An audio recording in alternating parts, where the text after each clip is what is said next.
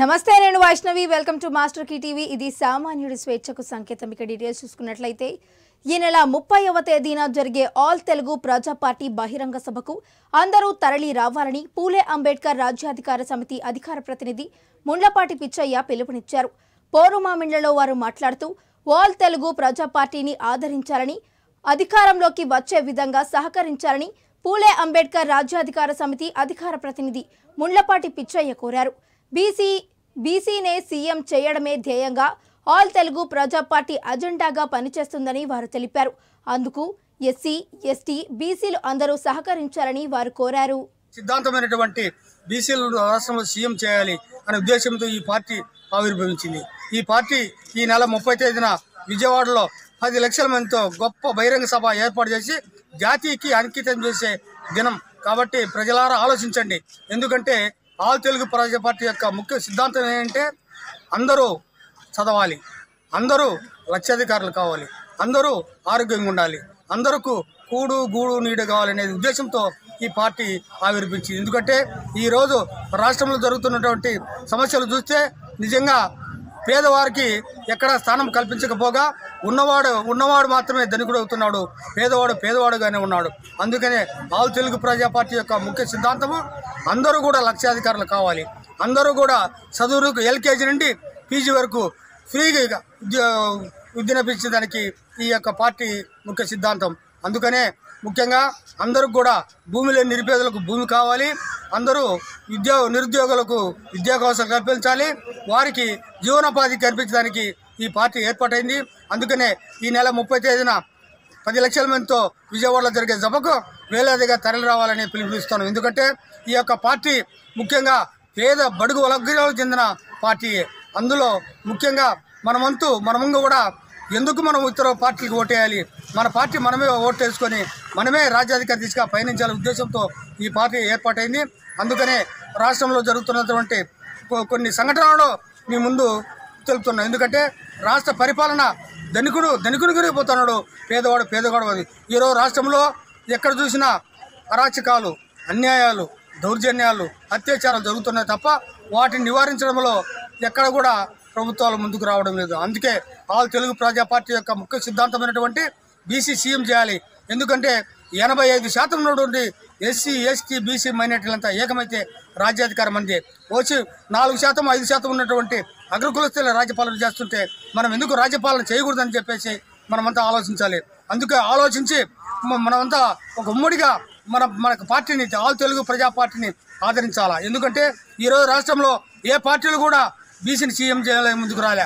All Telugu ప్రజా party బీసీని అత్యధిక జనాభా బీసీని సీఎం చేయాలని ముఖ్య ఉద్దేశంతో ముందుకు వచ్చింది. కాబట్టి అందరూ కూడా ఈ పార్టీని ఆదరించి మనము ఆ పార్టీ యొక్క సిద్ధాంతాలు తెలుసుకొని మేనిఫెస్టో ద్వారా మనమంతా ముందుకు పోవాలని చెప్పి తెలియజేస్తున్నాం.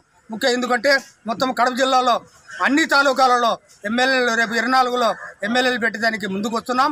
ఎందుకంటే ఈరోజు పేద బడుగు బలహీన వర్గాలకు చెందిన అభివృద్ధి ఈ పార్టీ యొక్క ముఖ్య సిద్ధాంతంగా మనము ఆదరించాలి. అందుకే ప్రజలారా ఆలోచించండి. మనం కూడా ఒక అడుగు ముందుకు వేసి మన పార్టీని, ఈ యొక్క పార్టీ యొక్క వ్యవస్థాపక అధ్యక్షులు కటికల శివగారావు గారి చేపట్టిన ఈ బృహత్తర కార్యక్రమానికి మనమంతా చేతునిద్దాం. అందుకు ప్రతిఫలంగా మనం కూడా మన పార్టీ కూడా అన్ని పార్టీల మాదిరే ముందుకు వస్తుంది. మనకు కూడా ఛానల్స్ ఉన్నాయి. స్నేహ టీవీ ఉంది, మాస్టర్ కీ టీవీ ఉంది, పేపర్ ఉంది. ఈ యొక్క 3 పత్రికలను, ఎలక్ట్రానిక్ ప్రింట్ మీడియాను అందరూ కూడా ఉపయోగించుకొని బహుజన అభివృద్ధి కోసం అందరూ పయనించాలని చెప్పేసి ముఖ్యంగా కోరుతున్నాను. ఎందుకంటే ఈరోజు రాష్ట్రంలో జరిగేటువంటి అరాచకాలను మనం ఎలుగు చాపితే తప్ప మనకు అవినీత్యం లేదు. అందుకనే ప్రతి ఒక్కరూ ప్రశ్నించే స్థాయికి రావాలి.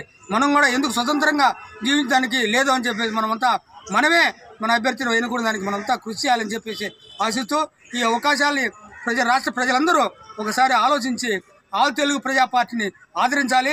ఆల్ తెలుగు ప్రజా పార్టీ 2024 అధికారంలోకి తేవాలి.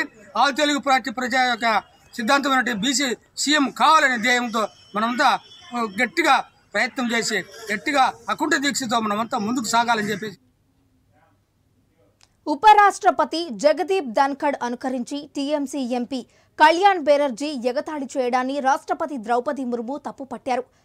పార్లమెంటు ప్రాంగణంలో ఉపరాష్ట్రపతిని ఇలా అవమానించడం చూసి దిగ్భ్రాంతి వ్యక్తం చేశారు.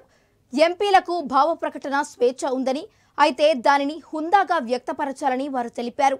మరోవైపు ఈ వివాదంపై ప్రధాని మోడీ కూడా దిగ్భ్రాంతి వ్యక్తం చేశారు.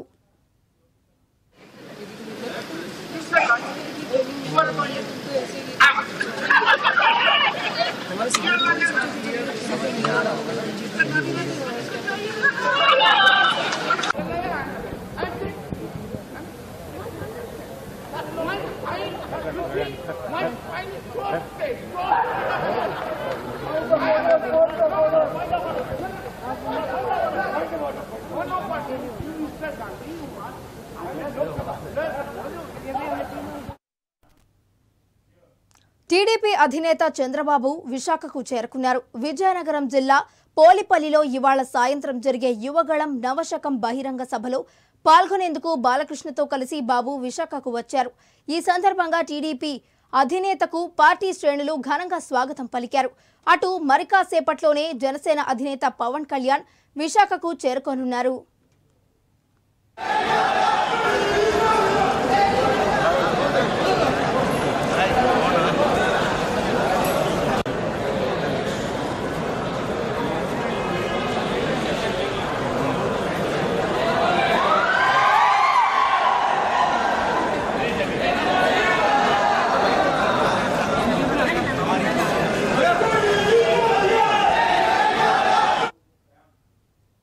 జగనన్న విదేశీ విద్యా దీవెన, సివిల్ సర్వీసెస్ ప్రోత్సాహకాలను ముఖ్యమంత్రి జగన్ బటన్ నొక్కి విడుదల చేశారు. విదేశాల్లో ఉన్నత విద్య చదువుతున్న 390 మంది విద్యార్థుల ఖాతాల్లో 41.59 కోట్ల డబ్బులు జమ చేశారు. మరోవైపు సివిల్ సర్వీసెస్ ప్రిలిమినరీలో ఉత్తీర్ణత సాధించిన 95 మందికి ₹1,00,000, వారిలో మెయిన్స్ క్వాలిఫై అయిన 11 మంది అభ్యర్థులకు అదనంగా 50,000 ఇవ్వనున్నట్లు ఆయన తెలిపారు. ఇంటర్వ్యూ స్టేజ్ దాకా కూడా పోయిన వాళ్ళకు ఇంకొక ₹50,000 కూడా ఇస్తూ ఈ కార్యక్రమానికి ఈరోజు స్టార్ట్ చేస్తా ఉన్నాం. ఈ రెండు విషయాల్లో కూడా ఒకటే ఈ రాష్ట్ర ప్రభుత్వం మీ అందరి ముందర ఉంచే విషయం. ఊహించని విధంగా అమర్దీప్ కారుపై జరిగిన దాడి అతని అభిమానులకు తీవ్ర దిగ్భ్రాంతికి గురిచేసింది. స్టూడియో బయట జరిగిన రాళ్ల దాడితో అమర్ కుటుంబ సభ్యులు, ఫ్యాన్స్ షాకుకు గురయ్యారు. ఈ నేపథ్యంలో అమర్దీప్ ఈ ఘటనపై తొలిసారి మాట్లాడారు. ఈ మేరకు తన యూట్యూబ్ ఛానల్లో ఓ వీడియోను రిలీజ్ చేశారు. Thank you so much each and everyone. ఇరు రాష్ట్రాల ప్రజలకు అందరికీ పాదాభివందనం. నన్ను ఇక్కడి దాకా తీసుకొచ్చారు, మీ ఇంట్లో ఒకటిగా నన్ను చూశారు. ఇంతకన్నా నేను చెప్పుకోవడం అంటూ ఏమీ లేదు. గెలవలేను అనుకున్న వాడిని గెలుపు దాకా తీసుకొచ్చి గెలిపించారు. అంతకన్నా నాకు ఇంకా వేరే అదృష్టంగా నేను ఏం ఫీల్ అవ్వట్లేదు. Thank you so much to each and everyone. And బాధాకరమైన విషయం ఏంటి అంటే అందరూ చాలామంది అడుగుతున్నారు. నేను దాని గురించి పెద్దగా అనుకోలేదు. ఆ బాధలో ఉండిపోయాను, చాలా బాధపడ్డాను. కారద్దాలు పగలగొట్టారు, బయటికి రా నీ అంతా చూస్తా అన్నారు. నేను ఒక్కనే ఉన్నప్పుడు మీ ఇష్టం వచ్చింది చేసుకోండి, నాకేం భయం లేదు, ఎవరికి భయపడాల్సిన అవసరం లేదు. కానీ మన ఇంట్లో కూడా ఒక అమ్మ ఉంటుంది, ఒక అక్క ఉంటుంది, ఒక చెల్లి ఉంటుంది, ఒక భార్య ఉంటుంది. వాళ్ళు మన పక్కన ఉన్నప్పుడు మనం ఎలా ప్రవర్తించాలి అనేది కూడా మనం కొంచెం ఆలోచిస్తే బాగుండు అని నా అభిప్రాయం. అద్దాలు పగలగొట్టినప్పుడు ఆ అద్దం పెంకులన్నీ వచ్చి మా అమ్మగారి మీద పడ్డాయి, తేజు మీద పడ్డాయి. ఏమీ ఎవరికి కాలేదు కాబట్టి సరిపోయింది. అదే ఆ పెంకుల వల్ల ఏదైనా జరిగిందంటే, ఆ రాళ్ళ వల్ల తల పగిలి ఎవరికైనా ఏదైనా జరిగిందంటే నేను ఈరోజు ఎవరిని కోల్పోయేవానో నాకు తెలియదు. ఇలాంటివి ఇంకెప్పుడు ఎవరికి జరగకూడదు, ఇలాంటివి ఎప్పుడు ఎవరికి చేయకండి. మీకు కోపం ఉంటే తిట్టండి, పడతాను. కామెంట్ పెట్టండి, చూస్తాను. ఇంకా కోపం ఉంటే వీడియోలు తీసి పెట్టండి. ఎలాగో పెట్టారు, నా కుటుంబాన్ని మొత్తం బాధ పెట్టారు. నేను ఏది పట్టించుకోవట్లేదు. ఎందుకు అంటే నేను నమ్ముకుంటే నా హీరో, నా గురువు మాస్ మహారాజా రవితేజ గారు, ఆయన వచ్చి నాకు అవకాశం ఇచ్చిన రోజు నేను గెలిచాను. నేను బయటికి వచ్చిందే ఆ గెలుపులో వచ్చాను. కానీ గెలిచి ఒక ఆనందంతో బయటికి వస్తాను అనుకున్న నన్ను, నా కుటుంబాన్ని రోడ్డు మీద నించోబెట్టారు. అది చాలా బాధ వేసింది. పర్లేదు, నన్ను ప్రేమించే వాళ్ళు, నన్ను అభిమానించే వాళ్ళు ఉన్నారు కాబట్టి దేవుడు చల్లగా చూడబట్టి మా అమ్మకి నా భార్యకి ఏం కాలేదు. నాకేవైనా పర్లేదు. మన ఇంట్లో ఆడవాళ్ళు మన పక్కన ఉన్నప్పుడు కొద్దిగా జాగ్రత్త వహిస్తే బాగుంటుంది. జాగ్రత్త ఏదైనా జరిగితే కప్పు పోతే తిరిగి తెచ్చుకోవచ్చు, డబ్బు పోతే తిరిగి సంపాదించవచ్చు, మనిషి పోతే తిరిగి తీసుకొని రాలేమండి. ఇది గుర్తు పెట్టుకోండి. చాలా రిక్వెస్ట్గా అడుగుతాను, దయచేసి ఇంకెప్పుడు ఇలా చేయకండి ఎవరి దగ్గర. కొత్తపేట జిల్లాలోని పీజీ కాలేజీ సమీపంలో 2 ఇళ్లు చోరీకి గురయ్యారు. దొంగలు ఆ ఇంట్లో నుంచి 2 లక్షల నగదును దొంగలించారు. సంఘటనా స్థలానికి చేరుకున్న పోలీసులు క్లూస్ టీమ్ ఆధారంగా దర్యాప్తు చేస్తున్నట్లు వారు వెల్లడించారు.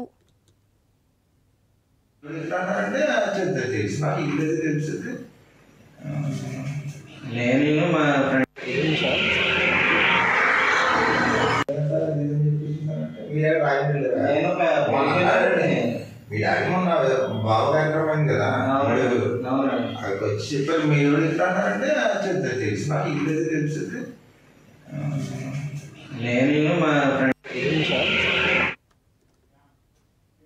కాంగ్రెస్ ప్రభుత్వం ప్రవేశపెట్టిన ఉచిత బస్సు ప్రయాణ పథకంతో తమ ఉపాధి దెబ్బతిన్నదంటూ ఆటో డ్రైవర్లు ఆందోళన బాట పట్టారు.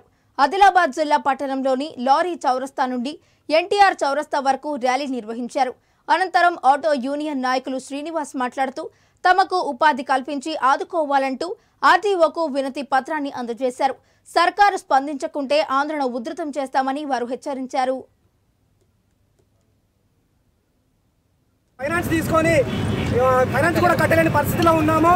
పిల్లల చదువులు కానీ, రూమ్ రెంట్లు కానీ, కరెంట్ బిల్ కానీ ఏది కూడా కట్టలేని పరిస్థితిలో ఉన్నాము. ఫైనాన్స్ కూడా ప్రతి ఒక్క ఆటో కూడా ఫైనాన్స్ ఉంది. ఆ ఫైనాన్స్ కట్టలేని పరిస్థితిలో ఉన్నాము. దయచేసి ప్రభుత్వము మమ్మల్ని ఆదుకోవాలని మేము కోరుకుంటున్నాము. అలాగే మేము ఆటో డ్రైవర్ల యొక్క ప్రతి నెల 10,000 రూపాయలు మాకు ఇవ్వాలని. అంగన్వాడీల సమస్యల పరిష్కారం కోసం రాష్ట్ర వ్యాప్తంగా 9వ రోజు సమ్మె వినూత్నంగా వంటవార్పు కార్యక్రమాలతో కొనసాగుతోంది. ఏలూరు జిల్లా నగరంలోని కలెక్టరేట్ వద్ద సమ్మెకు మద్దతుగా టీడీపీ, ఏఐటీయూసీ నాయకులు సంఘీభావం తెలిపారు. ఈ సందర్భంగా వారు మాట్లాడుతూ తెలంగాణలో అంగన్వాడీ కేంద్రాలకు రాష్ట్ర ప్రభుత్వం చేయూతగా నిలిచిందని, అదేవిధంగా ఏపీలో అంగన్వాడీల సమస్యలను పరిష్కరించాలని వారు డిమాండ్ చేశారు.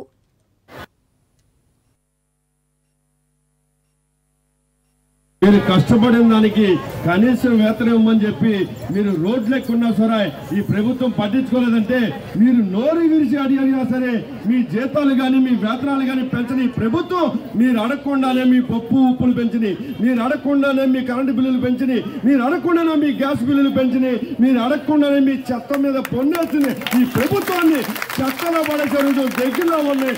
అమ్మని అన్నం పెట్టి అమ్మల్ని ఆదుకోవాల్సిన ఈ ప్రభుత్వం ఒక నిరంకుశ వైఖరితో ఈ రోజున ఒక తల్లిని చెల్లిని, సొంత తల్లి చెల్లిని రాష్ట్రం దాటించిన ఈ వ్యక్తి మరి ఈ రోజున మీ కష్టాలు అనుభవిస్తుంటే పట్టించుకుంటానని నమ్మకం మీకు లేక రోడ్లు ఎక్కారు. కాబట్టి మీరందరూ కూడా ఈ సమ్మె విరమించినా కూడా భవిష్యత్తులో మనం నచ్చిన పార్టీ, మనం నచ్చిన నాయకుడిని, మనకి ఆదుకునే నాయకుడిని గెలిపించుకునే దాకా మీ పోరాటం ఆపకూడదని చెప్పి మహిళా సోదరులు అందరూ కూడా చెప్పుకుంటూ మరి ఈ రోజున అతను నిరంకుశ పాలన, ఒక రాజరిక పాలన ఎలాగుందంటే సాక్షాత్తు వెంకటేశ్వర స్వామి కూడా నా కింద పనిచేయాలనే విధంగా ఈ నిరంకుశ పాలన ఉందంటే మనం వెంకటేశ్వర స్వామి దగ్గరికి వెళ్ళి తలనీలాలు ఇచ్చుకుంటే మనకి గుండు కొట్టి రిషికొండపై ఎక్కాలని చూస్తున్నాయి. జగన్మోహన్ రెడ్డిని గద్దె దించేదాకా మనందరం కలిసి గట్టిగా ఈ పోరాటాన్ని ఆపకుండా మన కనీస వేతనాలు వచ్చేదాకా కూడా మనం పోరాటం చేయాలి.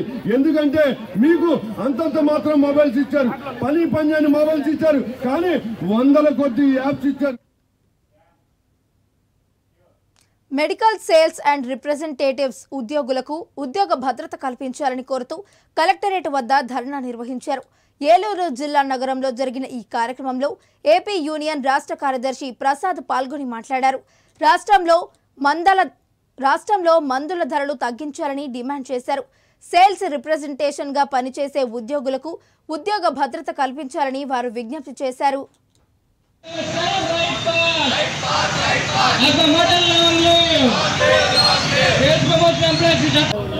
మేము చేసే ప్రతి కార్యక్రమంలో కూడా, మేము చేసే ప్రతి సమ్మెలో కూడా, మేము చేసే ప్రతి నిరసనలో కూడా మా యొక్క సమస్యలతో పాటు ప్రజా సమస్యల కోసం పనిచేస్తూ ఉంటాం. అందులో భాగంగానే ఈ యొక్క సమ్మెలో మందుల ధరలు తగ్గించాలని చెప్పేసి మందులపై GST 12%, 18%, 24% వేసి ఇవాళ పేద ప్రజలు, మధ్యతరగతి ప్రజలు నడ్డివిరుస్తూ ఉన్నారు.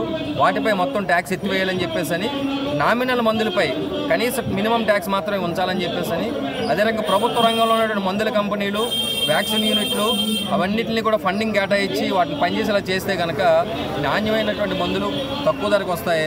తద్వారా ప్రైవేటు, కార్పొరేట్ కంపెనీలు ఏవైతే దోపిడీ చేస్తూ ఉన్నాయో ధరలు పెంచి వాటి అడ్డుకట్ట వేయడానికి ఆస్కారం ఉంటుంది. అదే రకంగా మెడికల్ రిప్రజెంటేటివ్లకి ఉద్యోగ భద్రత కల్పించాలని డేటా బేస్తో ఇవాళ యాప్లు, రకరకాల ట్యాబ్లు, రకరకాల GPRS పేరుతో చాలా దారుణమైనటువంటి స్క్రూటినీ హెరాస్మెంట్ జరుగుతూ ఉంది. దాని నుంచి సర్వశిక్ష అభియాన్లో పనిచేస్తున్న ఉద్యోగుల సమస్యలను ప్రభుత్వం వెంటనే పరిష్కరించాలని కోరుతూ ఏలూరు జిల్లా కలెక్టరేట్ వద్ద సర్వశిక్ష అభియాన్ ఉద్యోగులు ధర్నా నిర్వహించారు.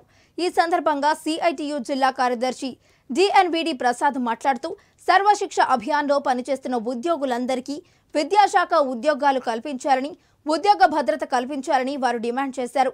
గతంలో వైఎస్ రాజశేఖర రెడ్డి ఇచ్చిన హామీలను నెరవేర్చాలని విజ్ఞప్తి చేశారు. ఉద్యోగులు కలిసి ప్రారంభించారు.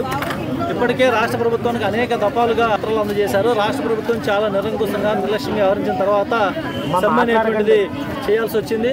ప్రధానంగా ఈరోజు సమగ్ర శిక్షలో పనిచేసేటువంటి అన్ని క్యాడర్ల ఉద్యోగులందరినీ కూడా తీసుకొచ్చి విద్యాశాఖలో విలీనం చేయండి, వాళ్ళందరూ కూడా రెగ్యులర్ చేయాలని చెప్పి ఈ సమ్మె యొక్క ప్రధానమైనటువంటి డిమాండ్.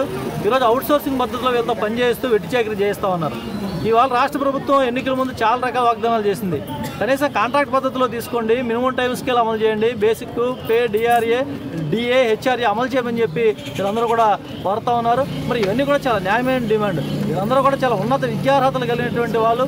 మరి ఉన్నత విద్యార్హతలు కలిగినటువంటి వీళ్ళతో ఈ రోజున రాష్ట్ర ప్రభుత్వం వెట్టి చాకరీ చేయించుకుంటుంది తప్ప వాళ్ళకి కనీస వేతనాలు ఇవ్వడం, మినిమం టైం స్కేల్ అమలు చేయడం, అవుట్సోర్సింగ్ పద్ధతి రద్దు చేసి కాంట్రాక్ట్ పద్ధతిలో తీసుకోవడం, ఇలాంటి కనీసమైనటువంటి కూడా లేదు. మరి జగన్ గారు ఎన్నికల ముందు అసెంబ్లీ సాక్షిగా అనేక వాగ్దానాలు చేశాడు. కాంట్రాక్ట్ అవుట్సోర్సింగ్ వాళ్ళు రెగ్యులర్ చేసేటువంటి కాబట్టి వాళ్ళందరూ కూడా రేపు వచ్చిన వాళ్ళు రెగ్యులరైజ్ చేస్తానని చెప్పి అసెంబ్లీ సాక్షిగా ప్రకటన చేశాడు. మరి ఆ ప్రకటనలన్నీ ఏమైనాయి?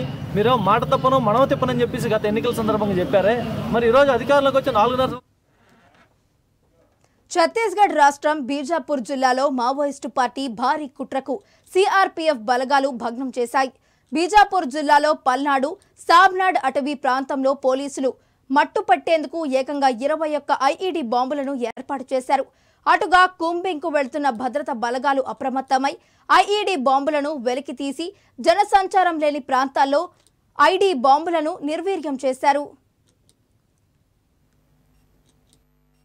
16 दिसंबर को नवीन स्थापित कैंप पालनार से BDS बीजापुर की एवं BDS CRPF 222 की संयुक्त टीम रवाना हुई थी, जिसका उद्देश्य पालनार से सावनार के मध्य निर्माणाधीन सड़क का डिमाइनिंग का कार्य करना था। डिमाइनिंग की कार्रवाई में कुल 21 ID बरामद किए गए हैं। ये सभी ID माओवादी द्वारा सुरक्षा बलों को नुकसान पहुंचाने के उद्देश्य से 10 से 50 मीटर की दूरी पर लगाए गए। శబరిమలలో విపరీతమైన రద్దీతో పాటు అయ్యప్ప స్వాములకు కనీస వసతులు కల్పించడంలో కేరళ ప్రభుత్వం విఫలమైందని స్వాములు ఆరోపించారు. దీంతో తెలంగాణ నుంచి వెళ్లిన అయ్యప్ప స్వాములు ఇబ్బందులు పడుతున్నారని, దయచేసి తెలంగాణ ప్రభుత్వం స్పందించి అయ్యప్ప స్వాములను కాపాడాలని కోరారు.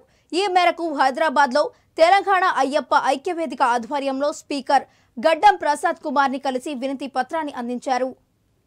కంటిన్యూగా 1 వీక్ నుంచి ఇదే ప్రాసెస్ నడుస్తుంది. ఇంతకుముందు ప్రీవియస్గా కూడా మనం లెటర్లు ఇవ్వడం జరిగింది. CS గారు కూడా లెటర్ మొన్న మిమ్మల్ని కలుద్దాం అనుకున్నాం, కానీ ఈరోజు వచ్చాను మిమ్మల్ని.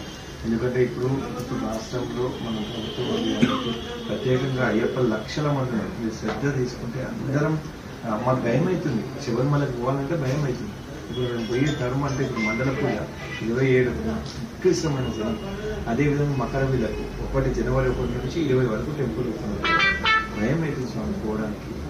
ఎందుకంటే రేపు ఏదో అయినాక స్వాములకు ఏదో అయినాక ప్రభుత్వం స్పందించే పనులు మీరు ఒక్క స్టేట్మెంట్ ముఖ్యమంత్రి గారిని కల్పించి మా తెలంగాణ ఐక్యవేదిక అన్ని సంఘాలు ఉన్నాయి, అన్ని రాష్ట్రంలో సంఘాలు ఒకటే. రెండోది అక్కడ ఏం చేయమంటున్నారు ఇప్పుడు అక్కడ తీర్థ ప్రసాదాల కేంద్రాలు ఉంటాయి, పెట్టనివ్వడం గవర్నమెంట్. అక్కడ నీల్ కలర్ నుంచి మనం దిగుతాం, అక్కడ నుంచి 30 కిలోమీటర్ల వెళ్తే వాళ్ళ బస్సులో తీసుకపోతే బస్సులో తీసుకొస్తారు. మనం అనవసరంగా వాళ్ళు డబ్బులు పేమెంట్ చేస్తాం. మనం ఆల్రెడీ ఎంతో ట్రావెలింగ్ చేసి డబ్బులు ఖర్చు పెడతాం. వాళ్ళు కోట్లాది రూపాయలు దాన్ని తీసుకుంటున్నారు, అది ఉచితంగా ఇవ్వడం లేదు. ఇంతకుముందు వాళ్ళంతా కూడా కావాలని బ్రేక్ చేస్తున్నారు. కేవలం 3 టెండర్స్ కోసం మొత్తం అన్నప్రసాద్ ఎన్జిఏ.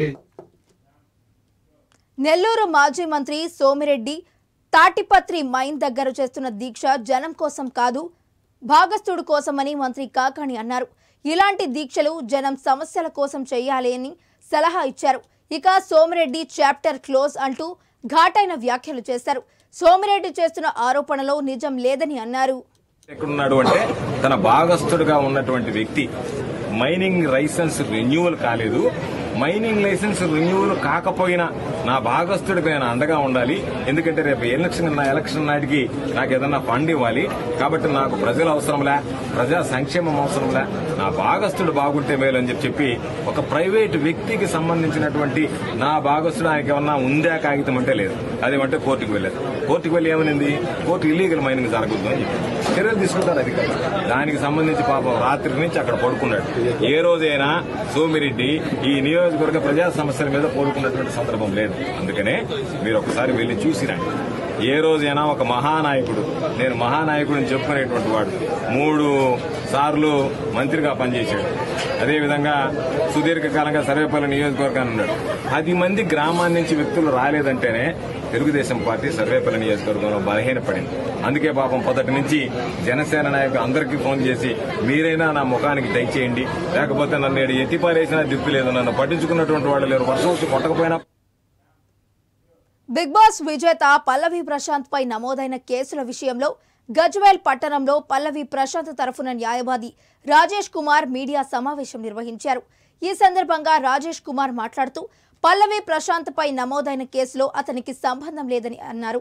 పల్లవి ప్రశాంత్ పై నమోదైన కేసుల వివరాలను పోలీసులు ఆన్లైన్లో నమోదు చేయాలని వారు తెలిపారు. పోలీసు అధికారులు పల్లవి ప్రశాంత్ కేసు వివరాలను ఆన్లైన్లో నమోదు చేస్తే మేము న్యాయపరంగా ముందుకు వెళతామని అన్నారు. మండలంలో ప్రెస్ క్లబ్ నుంచి తెలియజేయడం ఏమనగా, మనం ఇంతకుముందు జస్ట్ ఒక 2 days బ్యాక్ 17/12/2023 బిగ్ బాస్ విన్నర్గా ఒక రైతు బిడ్డ పల్లవి ప్రశాంత్ అనే ఒక పార్టిసిపెంట్ విన్ అవ్వడం జరిగింది. మన పక్కన వాళ్ళ తండ్రి తల్లి ఇద్దరు ఉన్నారు. ఏం పేరు? నా పేరు గొడుగు సత్యనారాయణ. Godugu Satyanarayana, care of Gajwel. మీ పేరేమో విజయమ్మ. వీళ్ళిద్దరూ పల్లవి ప్రశాంత్ యొక్క తండ్రి తల్లి. Pallavi Prashanth big boss title win అయ్యి 4 కోట్లు తెలంగాణ ప్రజలకి, 10 కోట్ల తెలుగు ప్రజలకి ఆనందం వ్యక్తం చేస్తున్నా కన్నా తల్లిదండ్రులకు మాత్రము ఏమాత్రం సుఖం లేకుండా పోయింది. యాక్చువల్గా ఒక చిన్న పొరపాటు ఇంకేదైనా పోలీస్ వాళ్ళు వైసీపీలో మగాళ్లే లేరని టీడీపీ అధికార ప్రతినిధి ఆనం వెంకట రమణారెడ్డి ఎద్దేవా చేశారు. అక్రమ మైనింగ్ పై సోమిరెడ్డి చంద్రమోహన్ రెడ్డి చేస్తున్న ఆందోళనను అడ్డుకునేందుకు హిజ్రాలను పంపడంపై ఆయన మండిపడ్డారు.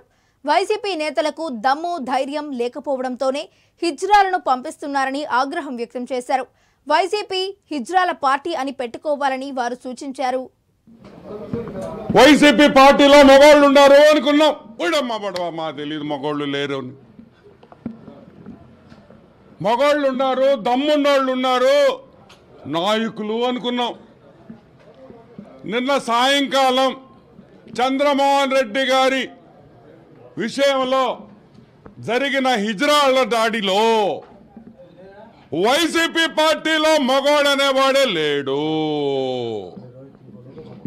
మగవాడనేవాడే లేడు కాబట్టి ఈరోజు నెల్లూరు జిల్లాలో, ఆంధ్ర రాష్ట్రంలో వైసీపీ నాయకులు ఎక్కడైనా దాడి చేయాలన్నా, ఎక్కడైనా ధర్నా చేయాలన్నా ఈరోజు హిజ్రాల్ని పిలుచుకునే పరిస్థితి తెచ్చారంటే ఆ పార్టీ పరిస్థితి ఎంతో ఘోరంగా ఉంది అని అడుగుతున్నాం. ఏం జగన్మోహన్ రెడ్డి ఇప్పుడు ఎమ్మెల్యేలు తీసేసి వాళ్ళు పనికిరారు కాబట్టి హిజ్రాల్కి ఇస్తావా అని అడుగుతున్నాం. మా అక్క చెల్లెళ్ళు తెచ్చి వాళ్ళు ఎమ్మెల్యే టికెట్లు ఇస్తావా అని అడుగుతున్నాం. ఆంధ్ర రాష్ట్ర చరిత్రలో ఒక నాయకుడి మీద మీకు దమ్ము లేదు కాబట్టి, భయపడ్డారు కాబట్టి హిజ్రాలు పంపిస్తారా? సిగ్గుందా మీకు అని అడుగుతున్నా. పార్టీ పేరు మారుస్తారా? యువజన అదేందా సామ్రిక సాంఘిక ఏందా యువజన శ్రామిక హిజ్రాల్ పార్టీ అని చెప్పి మీరేమన్నా పేరు పెట్టుకుంటారా అని అడుగుతున్నాం. ఇదా మీ పార్టీ పరిస్థితి? సిగ్గుందా మీకు అని అడుగుతున్నాం. ఇక ఇవి ఈ బులెటిన్ అప్డేట్స్. మరిన్ని అప్డేట్స్ తో మళ్ళీ కలుద్దాం. Until and keep watching master కి టీవీ. ఇది సామాన్యుడి స్వేచ్ఛకు సంకేతం.